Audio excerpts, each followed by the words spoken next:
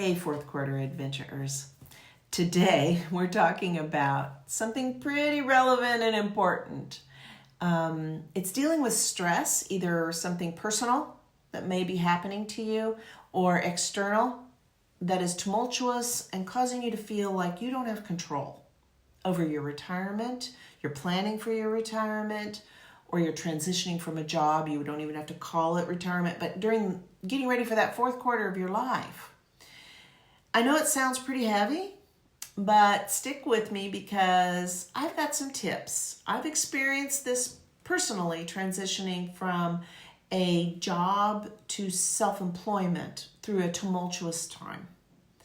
And I can let you know there are some really great ways to help you feel better. Let's dive in. First, what's making you worried right now?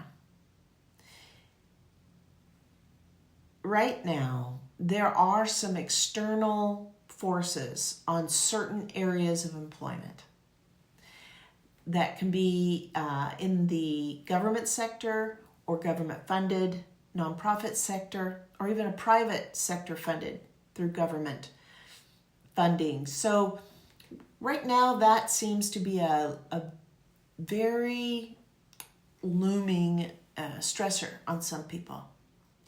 I have friends who work in a homeless shelter, a food bank. I have friends who work for organizations that help people escape tough situations. And also, I have friends who work in the aging department and Meals on Wheels and those areas. And it's been a stressful couple of days, and that will continue as we move forward in whatever restructuring is happening with government funding.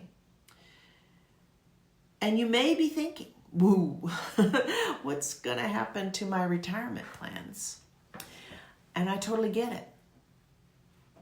But I've got some really great strategies that will help you get through this situation and get you to where you want to go, whatever that is. Maybe it's just feeling less powerless. Let's start there. So strategy number 1, the power of breathing. And it may seem trite, but just take a breath every time you feel this way. Breathe in.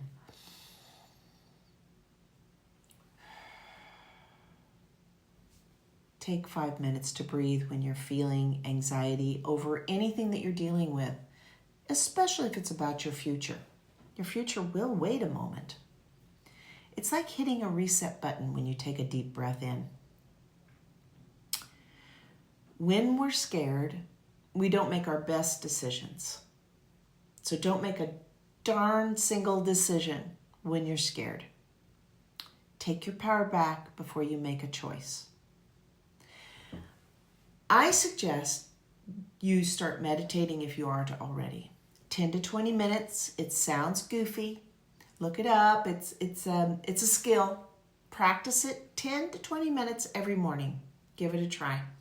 Meditation can reduce your anxiety, improve your awareness of things around you and opportunities, decrease cortisol, and increase compassion. I mean, who couldn't stand to have a little more compassion for those around us? The mantra is for healing throughout your day. You need a personal mantra. That may be a word, that may be a phrase, it may be a child's name or a partner's name. Use a small word mantra every day, and it'll bring you back to center. Here you go. Get moving. Let me tell you about a person I worked with. She was very stressed.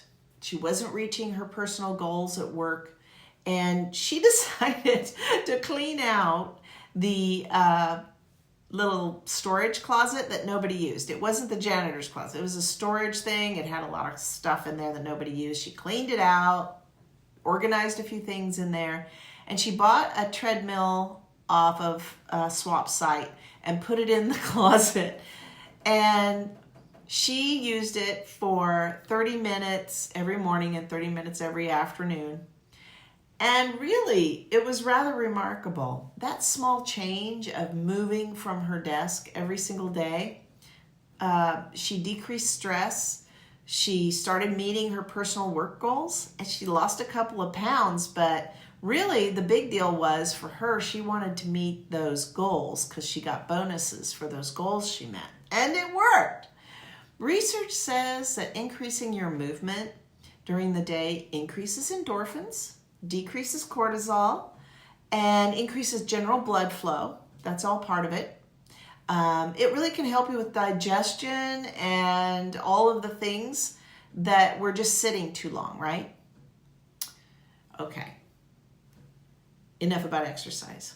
Find a personal guide through this time of your retirement. A smart retirement coach. You can find them online. You might have one already. Get a friend that perhaps, and bend their ear a little bit, that knows a little bit about this.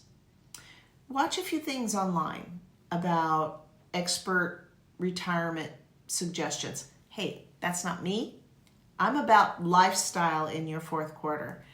I'm not a retirement expert, but you need a solid plan. Start making that plan and seek outside advice. I'm a big proponent of hiring a retirement coach because they're held accountable because you're paying them and you know what their credentials are. Look at how much longer you want to work. Set those money goals. How are you going to reach them? Get creative in how you reach them. I decided to maximize my rentals that I already owned, and if you watched any of my things about Airbnbs, you know that. But talk to a pro first. No matter what you do, don't make any decisions without taking time to breathe and talk to a professional. Now I'm going to talk to my nonprofit friends directly here. Nonprofits are feeling a lot right now. And I want you to talk to your executive director, other people in leadership that you report to. Chat about funding sources so you feel comfortable in being in the place that you are. There may be some great money streams that are going on in your nonprofit. Changes are happening, but that's okay if there's a plan in place and you feel comfortable with that plan that's in place. All these changes are coming at us from all directions. And even if you're working, say, at a medical research lab that's government funded, or a food bank, which is obvious, or, even teaching, you are looking at a lot of changes that are happening or suggested changes that are bombarding you in the news. Remember that you are okay right now in this space. And putting a plan in place will give you your personal control back. But you need more information to do that. Seek that information. Get that planning in place and set your own personal goals.